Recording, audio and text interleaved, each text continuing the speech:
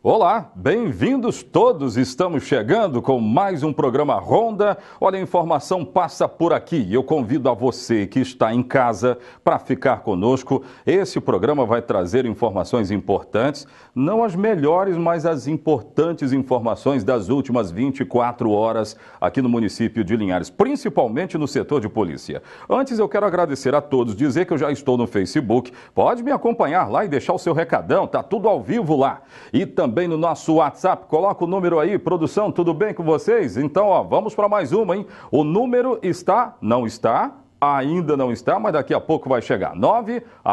Está ali, 99830 6060. É o telefone para você acionar, mande vídeos, mande o que está acontecendo aí na sua comunidade. Não está restrita a Linhares. Rio, Bananal, Soretama, o norte do estado do Espírito Santo inteiro interagindo conosco.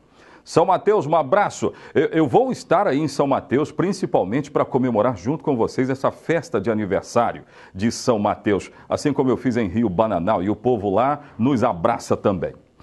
Confesso a vocês que eu não entendi nada do que pode ter acontecido nas últimas 24 horas no município de Linhares.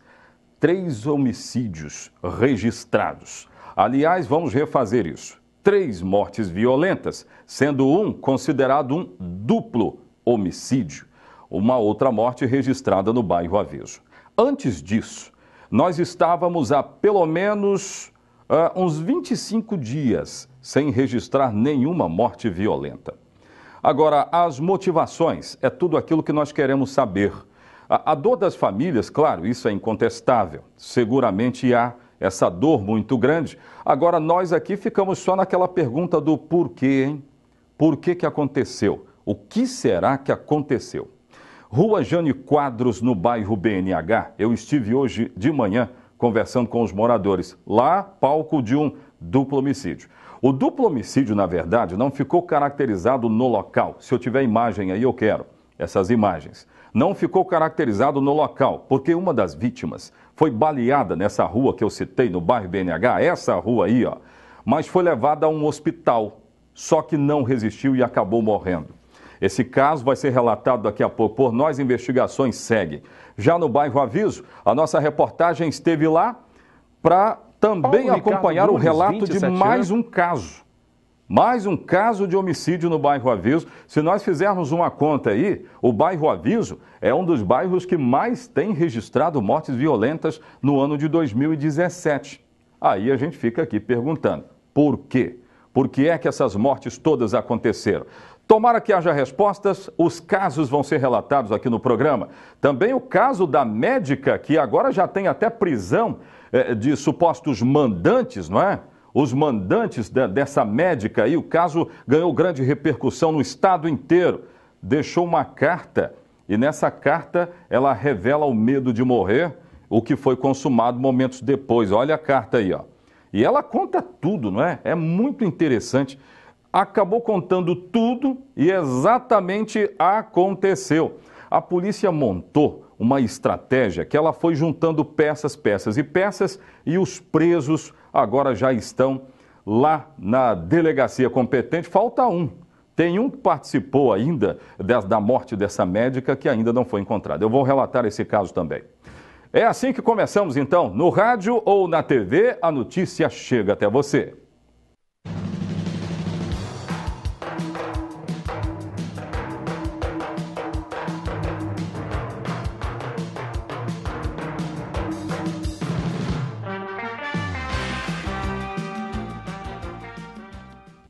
Existe uma preocupação no estado com a morte de jovens abaixo dos 30 anos. Eu também vou relatar isso aqui no programa, que existe até um programa para incentivar os jovens a se envolverem com boas práticas, para evitar, porque na verdade os jovens não estão passando de 30 anos, boa parte deles. E o que eu vou relatar agora é mais uma ponta desse grande iceberg. Na rua Jânio Quadros, no bairro BNH, um duplo homicídio foi registrado. Eu vou repetir que o duplo homicídio não ficou caracterizado no local, porque uma das vítimas morreu num hospital. 2 mulheres conversavam debaixo de uma árvore quando um atirador disparou 4 vezes. Vamos aos fatos. Põe no ar. Os moradores da rua Jânio Quadros amanheceram assustados Na noite passada, barulhos de tiros, seguidos de 2 vítimas, movimentaram as polícias militar e civil. A jovem Emily Martins Ferreira, de 21 anos, e Mary Ellen Bandeira, de 28 anos, foram baleadas por volta das 23 horas desta quinta-feira. Por causa dos disparos, as vítimas não resistiram aos ferimentos e morreram. Emily chegou a ser socorrida ao Hospital Rio Doce. Morreu na unidade de saúde. Já Mary Ellen teve morte constatada no local.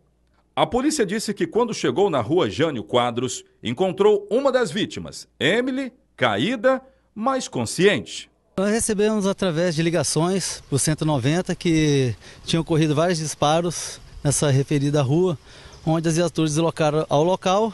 Chegando lá, deparou com situação com a menina caída ao chão, baleada, e um pouco mais à frente, a uns 100 metros à frente, uma outra senhora baleada que estava na moto, que acabou colidindo num carro e também foi alvejada e foi constatado que esta veio a óbito do local. E a primeira que caiu antes foi socorrida pelo bombeiro, levado ao Hospital Rio Doce, mas felizmente veio a óbito também. Os moradores aqui da rua Jânio Quadros ouviram os barulhos dos tiros. Emily e Mary Ellen estavam conversando exatamente debaixo desta árvore. Dá para perceber que ainda no local ainda existe uma mancha de sangue. As duas foram alvejadas a tiros. Emily ficou caída exatamente neste local. Mary Ellen caiu a 100 metros daqui. A polícia ainda não tem informações de quem possa ter cometido esse duplo homicídio. Na Polícia Civil, a informação dá conta apenas do início das investigações, sem maiores detalhes do crime. Ninguém na rua Jânio Quadros quis gravar a entrevista. Um detalhe que pode ajudar nas investigações está escrito em boletim de ocorrência feito pela Polícia Militar. Nele, a jovem Emily disse aos policiais que quem atirou nela e na amiga Mary Ellen foi um senhor de aproximadamente 50 ou 60 anos. O caso agora está nas mãos do delegado de crimes contra a vida, André Jareta. Pois é, e eu não acredito que ela tenha dito só isso. Mas é claro que a polícia vai ser prudente, não vai colocar tudo no boletim de ocorrência, sabendo que nós da imprensa vamos divulgar. Mas existe uma linha, já existe uma linha definida, muito embora não admitida, lá pela 16ª Delegacia Regional. Nós vamos continuar acompanhando. Vamos ao bairro Aviso, teve homicídio lá também. Põe no ar. Paulo Ricardo Nunes, 27 anos, conhecido como Fidogo, havia acabado de sair de uma obra em que trabalhava quando foi baleado no cruzamento das avenidas São Paulo e Pernambuco, no bairro Aviso. O crime aconteceu em plena luz do dia. O rapaz foi atingido por vários tiros no peito e o assassino fugiu sem ser identificado. O homicídio aconteceu no momento que crianças saíam desta escola aqui do bairro. Moradores disseram ter ouvido pelo menos 5 disparos. 3 deles acertaram Paulo Ricardo, que mesmo socorrido pelo Corpo de Bombeiros e levado para o hospital, não resistiu e acabou morrendo.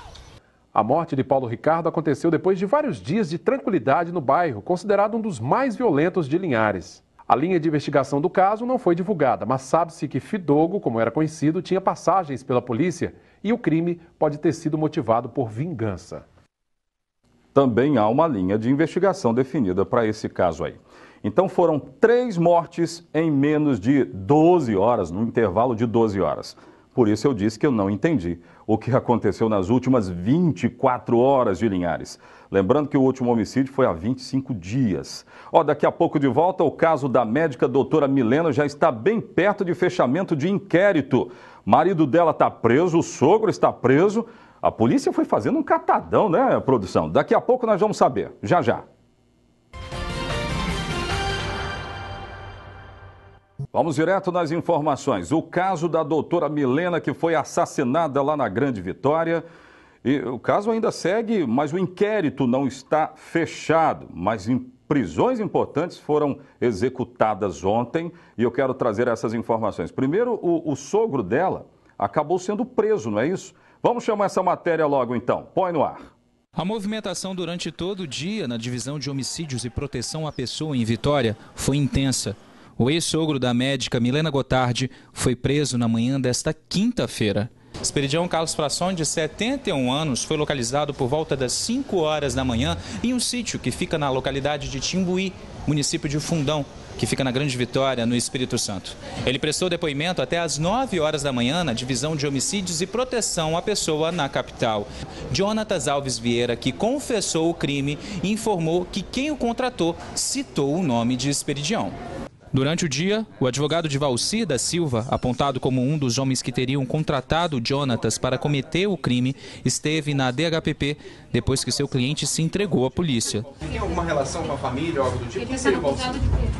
Com a família de quem? A família, no caso, do Hilário, do pai dele também? Não tem nenhuma tipo de relação. Mas quem é o Valcir? Quem é o Valcir?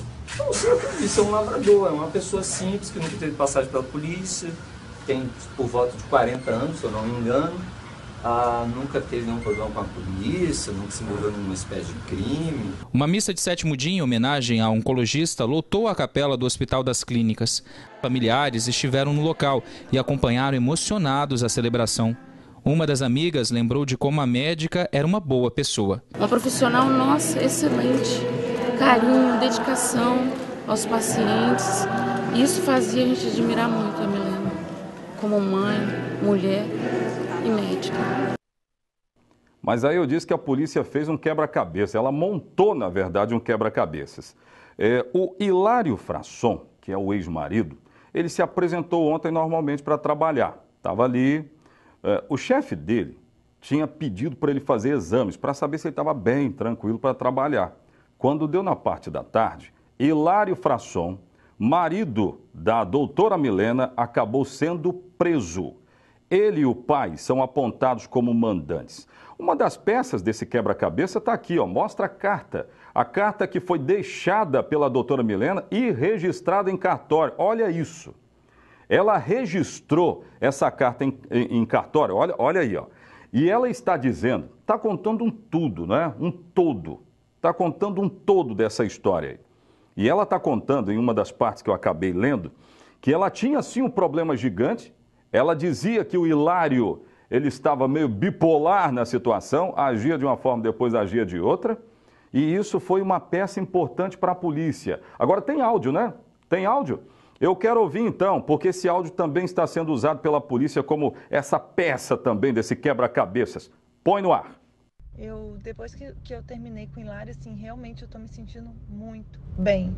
E eu consigo ver hoje o quanto que aquele relacionamento estava me fazendo mal, estava me privando, e eu estava mudando. Eu não era mais aquela Milena que eu sempre fui, sabe? Então, como que é bom a gente gostar da gente, assim, sabe? Eu estou passando muita dificuldade. Tem hora que eu acho que, bicho, eu não vou conseguir, sabe? Tem hora que eu acho que eu não vou conseguir. Ele não tá ficando com as meninas, embora, assim, é o que eu falo, ele sempre foi um bom pai, sempre foi um bom pai, mas ele não tá ficando com as meninas. Mesmo com tudo isso, tá sendo muito bom. Pois é. E aí, montando o quebra-cabeça, chegou-se em... Coloca a imagem daquela prisão do sogro para mim, a imagem da prisão do sogro. Aí chegou-se ao sogro, né? O nome dele é Esperidião Frasson, tá aí a prisão dele. Hilário Frasson, que é o ex-marido de Milena, que ela já tinha sido separada, já estava separada dele. Valcir da Silva Dias, o advogado estava lá, era desse Valcir. Foi um intermediário na história, né, a ser identificado pela polícia. O Jonatas Alves Vieira, que é apontado como executor e peça-chave. A polícia teve o Dionis como uma peça-chave para dizer quem foi que fez, né? Quem fez contato, como é que foi, como é que chegou o dinheiro. Matou por R$2.000. E agora está sendo procurado o Hermenegildo Palauro Filho. É tido também como intermediário. Então tá aí, a polícia montou um verdadeiro quebra-cabeças e chegou a essas conclusões. O inquérito está quase finalizado. Quase finalizado com as autorias, aí depois é com o Ministério Público, com o Poder Judiciário. Daqui a pouco eu volto, tem outras informações, perde não.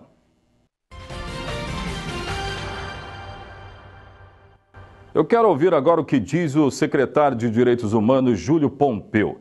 Ele, eu e toda a população estamos preocupados com essa história de jovens que não passam dos 30 anos.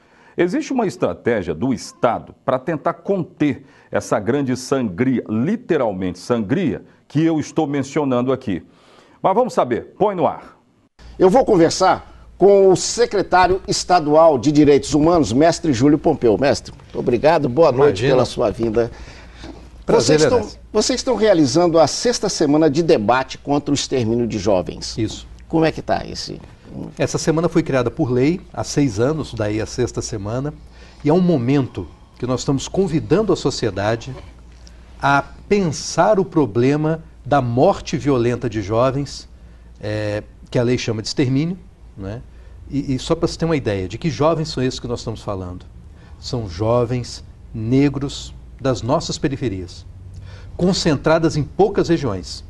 Para você ter uma ideia, 40% do total de mortes violentas no estado, do total de homicídios, correspondem a jovens negros de apenas 25 regiões do nosso estado, de 25 bairros, né? E é lá que nós atuamos com o programa Ocupação Social. Mas que nessa semana nós estamos convidando a sociedade a se repensar, né? A pensar o problema, a discutir junto com os jovens dessas periferias. Talvez o interessante nessa semana é que vocês estão dando um viés novo, né? Porque sempre se debateu isso com técnicos, gente da área, mas agora vocês estão chamando os próprios jovens para conversar? Era muito comum você fazer o debate entre iniciados na causa. Gente que já luta por isso, gente que estuda isso.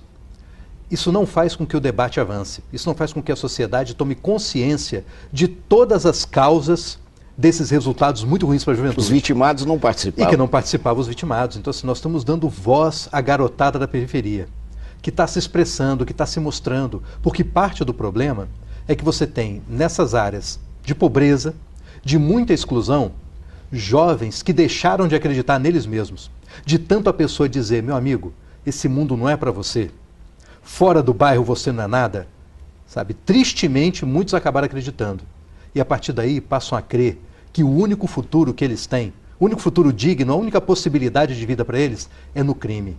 O que leva à morte violenta, o que leva a entristecer, a deixar triste gente que tem amor por esse garoto, sabe assim? É muito ruim isso. Devolver para o jovem o orgulho, perspectiva, o direito de acreditar em si mesmo é fundamental. Vocês estão animados com a participação deles? Está dando um bom resultado? É muito legal, assim. Quando você dá voz a essa garotada da periferia, sabe? A riqueza cultural ali, o potencial que eles têm é gigantesco. E nós temos visto isso no programa Ocupação Social, sabe? Nós vimos jovens ali que passaram da condição de desempregado, por exemplo, desempregado fora da escola, descrente de si mesmo, a um jovem orgulhoso, que criou o próprio negócio, que está empregando gente, olha, nessa crise de desempregado a empregador, sabe? E que agora, inclusive, quer voltar para a ocupação para ensinar outros jovens aquilo que ele aprendeu para que outros sigam o mesmo caminho dele. Ocupação é muito importante, né? Para diagnosticar com presença. Exatamente. O primeiro passo que nós fizemos, inclusive, foi uma pesquisa para ouvir esses jovens. Porque não adianta levar a política pública, sabe, sem ouvir as pessoas que estão sofrendo o problema e que são os beneficiários dessa política, né? Claro, ainda mais com juventude. É muito comum, por ser jovem, dizer ele não sabe o que quer, eu sei o que ele quer. Não funciona assim. Tem que ouvir a juventude, esse foi o nosso primeiro passo. Né? E agora nós estamos dando voz a eles, onde nós pudermos, para eles se mostrarem, para eles se apresentarem, sabe? E o resultado é muito bacana. Ao fim, vocês esperam o que disso, no fim? Qual o legado que nós queremos deixar, né? Primeiro que eu digo o seguinte, para quem faz política pública, se você não sabe responder essa pergunta, depois que a ação acaba, o que fica? Exato. Você não sabe o que está fazendo. Então, assim, o que nós esperamos deixar?